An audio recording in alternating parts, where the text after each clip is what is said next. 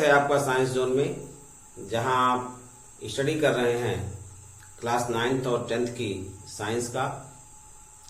और आज हम लोग क्लास 10th की फिजिक्स में इलेक्ट्रिसिटी चैप्टर के पार्ट 3 का अध्ययन करेंगे। तीसरा वीडियो हम इलेक्ट्रिसिटी पर आज देने जा रहे हैं।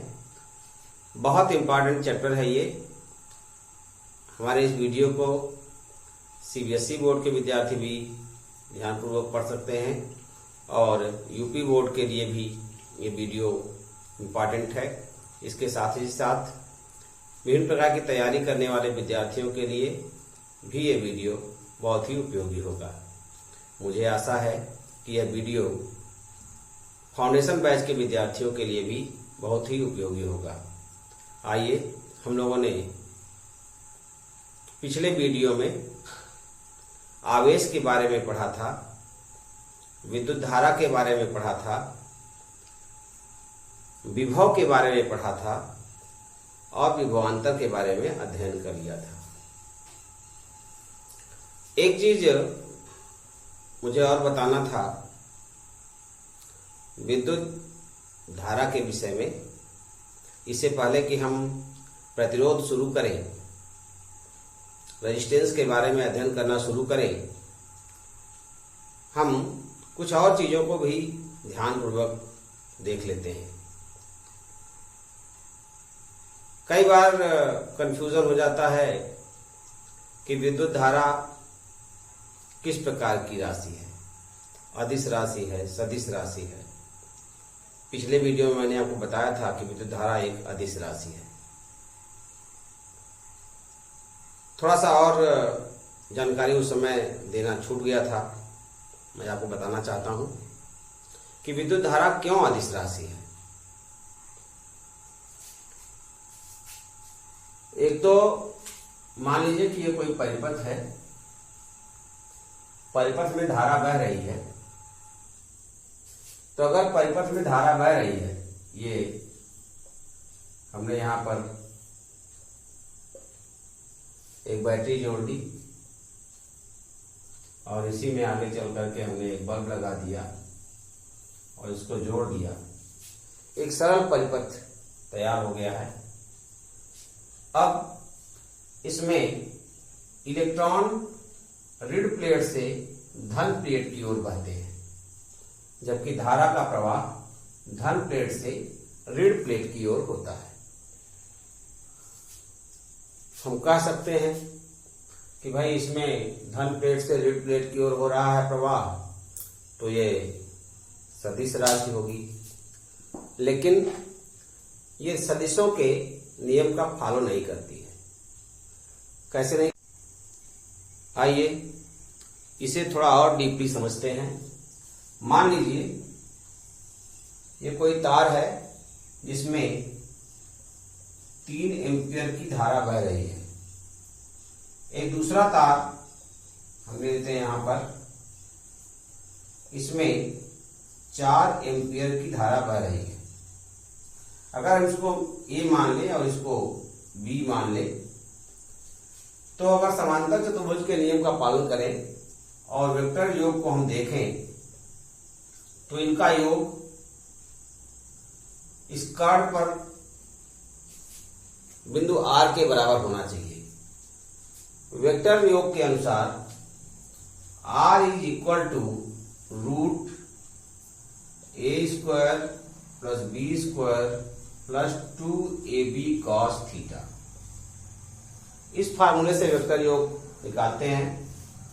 a² की वैल्यू हमारी 3 एम्पियर है, b² की वैल्यू 4 एम्पियर है, प्लस 2 गुणे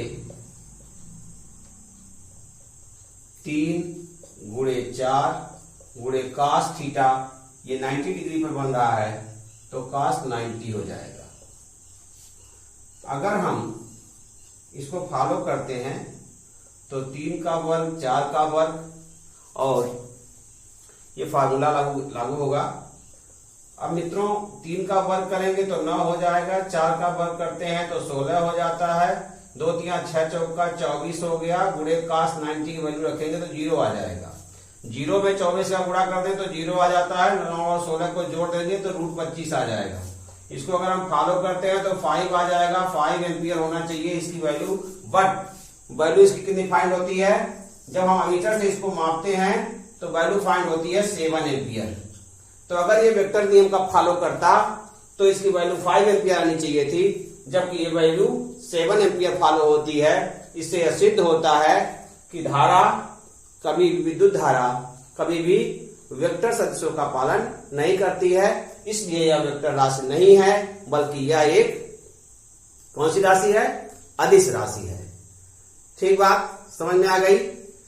तो इस प्रकार से वेक्टर सदिशों के योग के आधार पर भी हम धारा को अदिश राशि बता सकते हैं। ये चीज छूट गया था। आगे बढ़ने से पहले कि हम प्रतिरोध के बारे में पढ़ें, आइए कुछ परिभाषाओं पर ध्यान दे देते हैं। बोर्ड की परीक्षा में छोटी छोटी परिभाषाएं आती हैं, जैसे एक कूलाम। एक कूलाम जानते हैं, कूलाम आवेश का मात्रक है, तो एक कूलाम किसे कहेंगे मित्रों? कूलाम को हम किससे प्रदर्शित करते हैं? क्या है ये? आवेश है Q। Q बराबर होता है क्या? Q बराबर IT। Q बराबर क्या होता है? IT। अब अगर I बराबर हम ले लें 1 एम्पियर और T बराबर ले लें 1 सेकेंड, तो बिल्कुल सटीक परिभाषा हमारे पास आ जाएगी। अगर किसी परिपथ में, किसी तार में 1 एम्पियर की धारा 1 सेकेंड तक प्रवाहित किया जाए तो प्रवाहित आवेश का मान कितना होगा? 1 कूलाम हो जाएगा। यानी यदि किसी परिपथ में 1 एम्पियर की धारा 1 सेकेंड तक प्रवाहित करें तो आवेश का मान, प्रवाहित आवेश का मान 1 कूलाम होगा। इस प्रकार कूलाम की परिभाषा हो गई। इसी प्रकार से अब हम परिभाषा ले लेंगे एम्पियर की। 1 एम्पियर किसे कहेंगे? परीक्षा में बार बार ये प्रश्न आते रहते हैं। 1 एम्पियर की परिभाषा क्या होगी? जैसे 1 कूलाम की परिभाषा क्या होगी, वैसे 1 एम्पियर की परिभाषा क्या होगी? तो एम्पियर, इसी को परिभाषा को पलट दीजिए। ये जो सूत्र हमारा लिया गया है इसी को पलटिए। I बराबर हो जाएगा Q/T। I बराबर क्या हो गया? Q/T। Q क्या है? आवेश है। 1 कूलाम आवेश 1 सेकेंड तक प्रवाहित करें तो क्या होगा? प्रवाहित धारा का मान 1 एम्पियर होगा। दूसरे शब्दों में हम कह दें कि यदि 1 सेकेंड में 1 कूलाम आवेश प्रवाहित होता है, कोई चालक तार है, उसमें 1 सेकेंड में, कितने सेकेंड में? 1 सेकेंड में अगर 1 कूलाम आवेश प्रवाहित हो रहा होगा तो उसमें प्रवाहित धारा का मान 1 एम्पियर होगा। क्लियर बात? आइए देखते हैं 1 वोल्ट किसे कहेंगे। हम लोगों ने पढ़ा था V बराबर W/Q, W/T, W क्यों नहीं, V बराबर W/T हम लोगों ने उसमें पढ़ा था। और एक होता है V बराबर W/Q। ये परिभाषा हम लोगों ने पढ़ लिया है। V बराबर W/Q, या चाहे Q कैपिटल में लिखिए चाहे Q स्मॉल में लिखिए। V बराबर W/Q हमने विभवांतर में पढ़ा था, विभव में पढ़ा था। क्या परिभाषा पढ़ा था? 1 कूलाम आवेश को अगर हम यहां पर देखिए ले लेते हैं, इसको जरा मिटाएं। यहां देखिए लेते हैं, W का मात्रक क्या होगा? जूल, और Q का मात्रक क्या होगा? कूलाम। यहां 1 ले लीजिए, यहां 1 ले लीजिए, बिल्कुल सिंपल परिभाषा है। क्या है? 1 कूलाम यहां हो गया, यहां 1 जूल हो गया। 2 चीजों पर ध्यान रखेंगे। अनंत से, हमने परिभाषा दिया था विभव का, अनंत से किसी निश्चित बिंदु तक आवेश को लाने में किया गया कार्य क्या कहलाता है? विभव कहलाता है। अब कितना कार्य? यदि 1 कूलाम आवेश को, यदि 1 कूलाम आवेश को, यदि 1 कूलाम आवेश को अनंत से किसी निश्चित बिंदु तक लाने में 1 जूल कार्य होता है तो उस बिंदु का विभव कितना होगा? 1 वोल्ट होगा। मान लीजिए अनंत से इस बिंदु तक आवेश को लाया जा रहा है। अब अनंत से इस बिंदु तक लाने में कितना? 1 कूलाम आवेश लाया जा रहा है और इसमें 1 जूल कार्य हो रहा है। कार्य कितना हो रहा है? 1 जूल हो रहा है। आवेश कितना ला रहे हैं? 1 कूलाम ला रहे हैं। 1 कूलाम आवेश को किसी निश्चित बिंदु तक लाने में अगर 1 जूल कार्य होता है तो इस बिंदु पर विभव का मान 1 वोल्ट होगा। कितना होगा? 1 वोल्ट होगा। यह 1 वोल्ट की परिभाषा हो गई। ये 3 परिभाषाएं बहुत इंपॉर्टेंट थी। इसके बाद हम शुरू करते हैं व्हाट इज रेजिस्टेंस।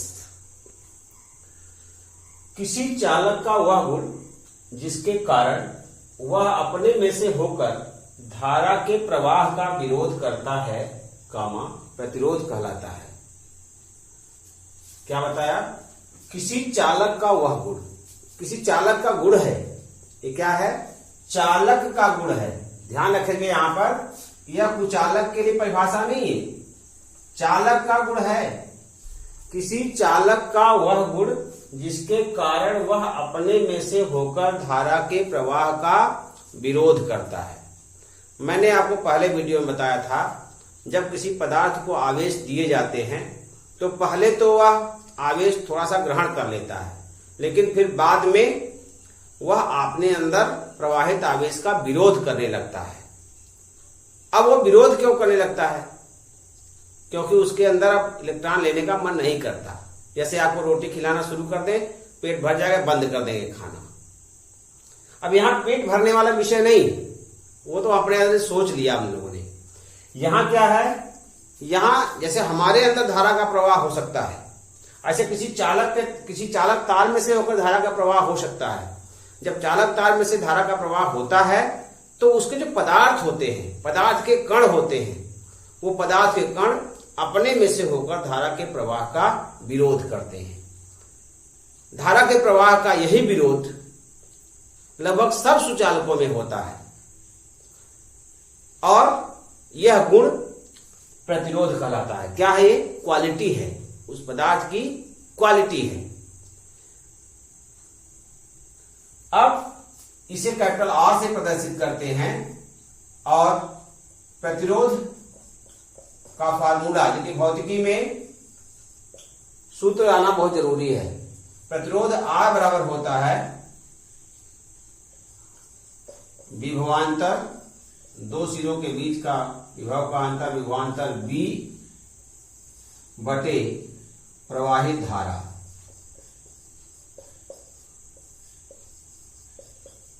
I, या इसे हम लिख सकते हैं R equal V upon I। ये हमारा फार्मूला मिल गया। अब R का मात्रक क्या होगा? बार बार R का मात्रक भी आना चाहिए।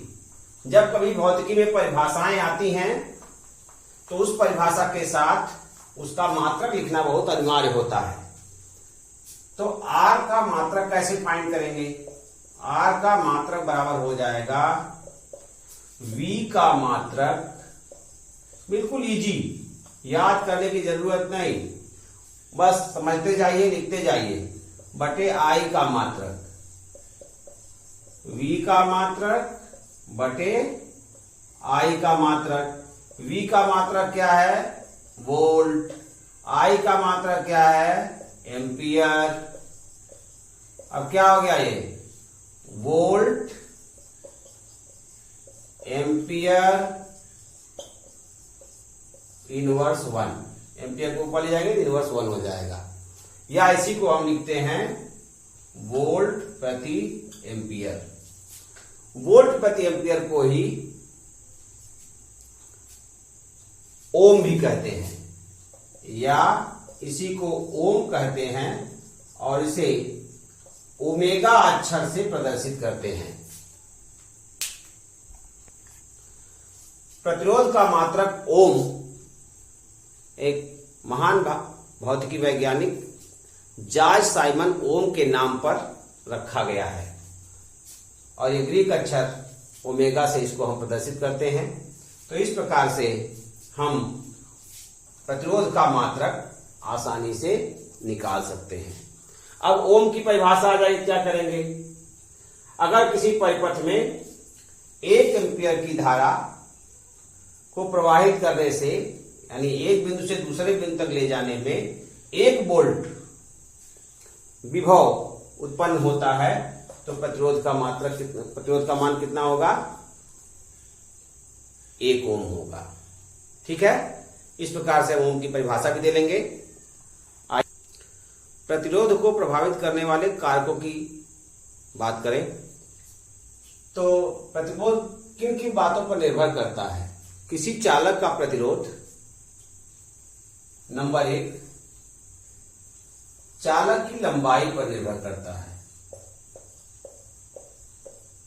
किसी भी चालक का प्रतिरोध उसकी लंबाई पर कैसे निर्भर करता है? किसी चालक का प्रतिरोध उसकी लंबाई के अनुक्रमानुपाती होता है। R is proportional to L। यदि चालक की लंबाई L हो तो R is proportional to L। दूसरा पॉइंट, अनुप्रस्थ काट का क्षेत्रफल, या इसको हम मोटाई भी कह सकते हैं। किसी चालक के अनुप्रस्थ काट का क्षेत्रफल की बात करें तो चालक का प्रतिरोध उसके अनुप्रस्थ काट के क्षेत्रफल के व्युत्क्रमानुपाती होता है। किसी चालक का प्रतिरोध उसके अनुप्रस्थ काट के क्षेत्रफल के व्युत्क्रमानुपाती होता है। तीसरा, पदार्थ की प्रकृति। भिन्न भिन्न पदार्थों की बात करें, जैसे अगर हम तांबा ले लें, चांदी ले लें, सोना ले लें, लोहा ले सकते हैं, एल्युमिनियम ले सकते हैं। तो मित्रों, भिन्न भिन्न पदार्थों के, 4-5 पदार्थों के एक ही लंबाई के और एक ही मोटाई के अगर हम तार ले लें तो भी प्रतिरोध का मान भिन्न भिन्न होगा। यानी चालक के पदार्थ की प्रकृति भी प्रतिरोध को प्रभावित करती है। और चौथा जो महत्वपूर्ण पॉइंट है वह है चालक का ताप।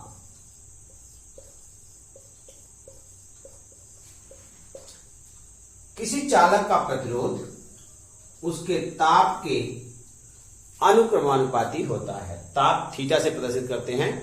किसी चालक का प्रतिरोध उसके ताप के अनुक्रमानुपाती होता है, अर्थात अगर चालक तार का ताप हम बढ़ा दें तो प्रतिरोध बढ़ जाएगा और चालक तार का ताप हम घटा दें तो प्रतिरोध घट जाएगा।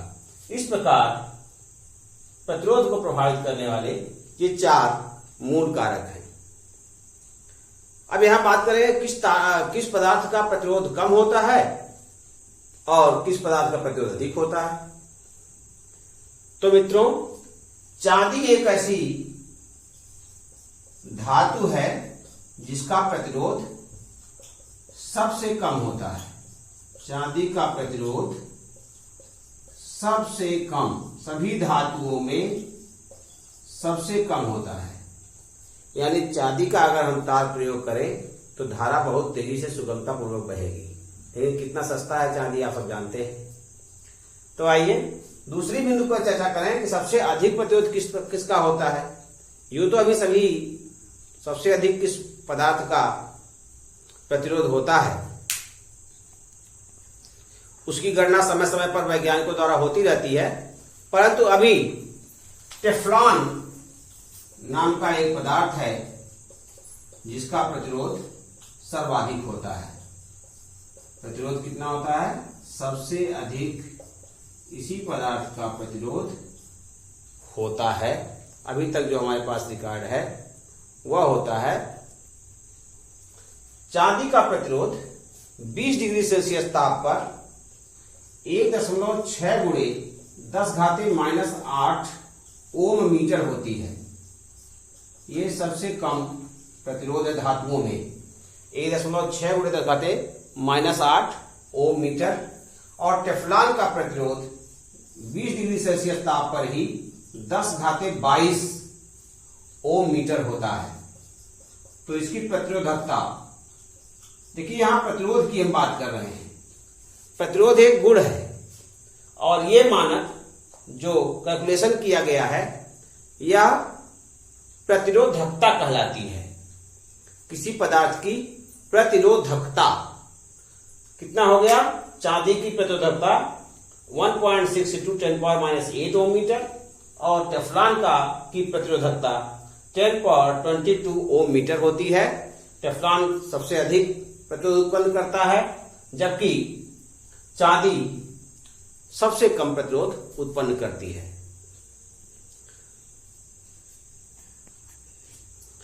मित्रों, आप लोग जैसी आवश्यकता होगी स्क्रीनशॉट ले लीजिएगा। आइए, अभी हम लोगों ने पढ़ा कि किसी चालक का प्रतिरोध उसकी लंबाई के अनुक्रमानुपाती तथा उसके अनुप्रस्थ काट के क्षेत्रफल के व्युत्क्रमानुपाती होता है। अगर हम इन दोनों को एक साथ ऐड करें तो हमको मिलेगा R in proportional to L/A। किसी पुस्तक में यहां L का वैल्यू स्मॉल से दिया गया है, किसी किसी में कैपिटल से दिया गया है। मैं आपसे आग्रह करता हूं इसको स्मॉल कर लीजिए। R is proportional to L और R इज प्रोपोर्शनल टू हो जाएगा यहाँ L/A। अगर हम इसको प्रोपोर्शनल शब्द को हटाएं क्योंकि इसमें गणितीय मान नहीं निकल सकता, तो R इक्वल टू होता है, एक साइन यूज करते हैं, रो L/A। या अगर हम इसी से निकाल लें तो रो इज इक्वल टू हो जाएगा RA/L। यहां रो एक अनुक्रमानुपाती नियतांक है। इसको, ये सब जो अक्षर है इसको RHO रो पढ़ा जाता है, आपको याद रहना चाहिए। रो एक अनुक्रमानुपाती नियतांक है जिसे चालक का विशिष्ट प्रतिरोध, चालक का विशिष्ट प्रतिरोध, प्रत्येक चालक का अलग अलग मैंने बताया कि प्रतिरोध होता है, तो इसे चालक का विशिष्ट प्रतिरोध या स्पेसिफिक रेजिस्टेंस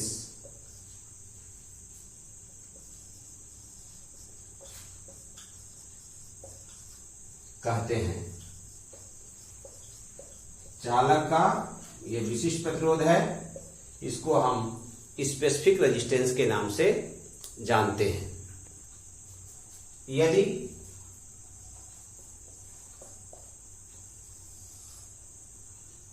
L बराबर 1 मीटर और A बराबर 1 वर्ग मीटर लिया जाए तो रो बराबर हो जाएगा R,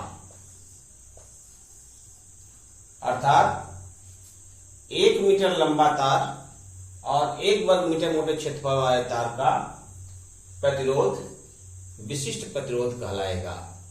परिभाषा लिख लीजिए, इसका स्क्रीनशॉट ले लीजिए। परिभाषा लिखते हैं,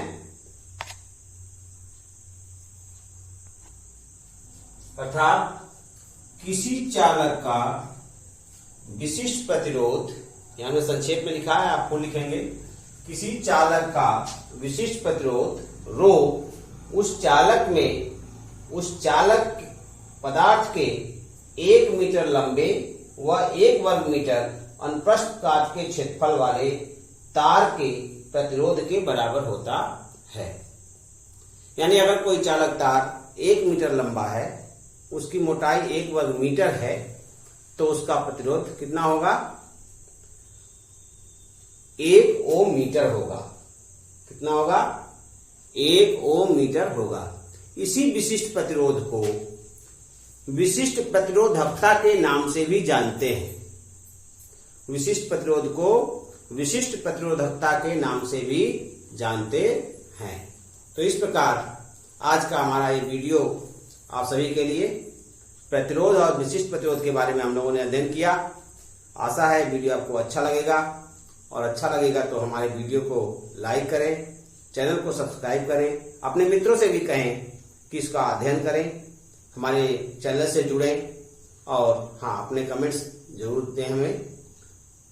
मैं आपके कमेंट का सदैव स्वागत करूंगा। आइए अगले वीडियो में हम लोग ओम का नियम और उसका प्रायोगिक सत्यापन तथा कुछ और तथ्यों को लेकर के मैं उपस्थित रहूंगा। तब तक के लिए आप इंतजार करें। बहुत बहुत धन्यवाद आज का वीडियो देखने के लिए।